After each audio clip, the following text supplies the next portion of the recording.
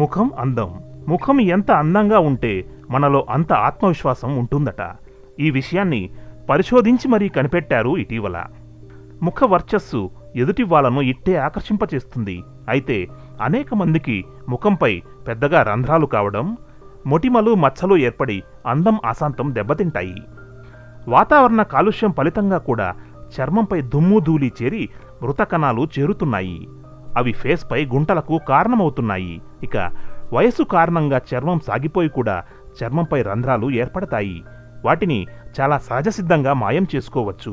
ఎటువంటి హానికరమైన క్రీములు, జల్లు లేకుండా కేవలం ఇంటిలోని పదార్థాలతోనే చర్మ రంధ్రాలను పోగొట్టుకుని అందమైన మృదువైన చర్మాన్ని ముఖంపై రప్పించవచ్చు.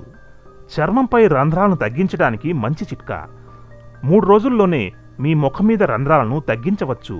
అసలు చర్మం మీద రంధ్రాలు పెద్దగా ఎందుకవుతాయంటే, వయసు పెరిగే కొద్దీ చర్మంలో ఎలాస్టిసిటీ తగ్గిపోవడం వల్ల, మరియు అతిగా చెమట పట్టినా లేక ఆయిల్ ఎక్కువగా పేరుకున్న రంధ్రాలు పెద్దవిగా మారిపోతాయి. వీటిని తగ్గించడానికి అద్భుతమైన చిట్కా మందుగా అరటి తొక్క, పెరుగు, టమోటా, కరివేపాకు వీటిని తీసుకోవాలి. వీటిలో సగం అరటి తొక్క, సగం టమోటా, 10 కరివేపాకులు, 2 టీ స్పూన్ల పెరుగు వీటిని మిక్సీలో పేస్ట్ చేయాలి.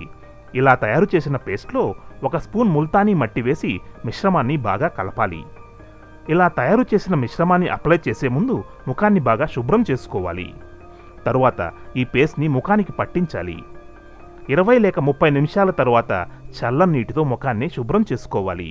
ఇలా 4-5 రోజులు క్రమం తప్పకుండా చేస్తే 70 నుంచి 80% రంధ్రాలు మట్టుమాయం అవుతాయి. ఆ తరువాత వారానికి 1-2 సార్లు అప్లై చేస్తే చర్మ రంధ్రాలు తగ్గడమే కాకుండా ముడతలు కూడా మట్టుమాయం అవుతాయి. ఇలా చేస్తే ముఖం కాంతివంతంగా మారడమే కాకుండా నిర్జీవంగా మారిన ముఖాన్ని కాంతివంతంగా మారుస్తుంది. ఎవరైతే చర్మ రంధ్రాలతో బాధపడుతున్నారో వారు ఈ రెమెడీని తప్పకుండా పాటించండి.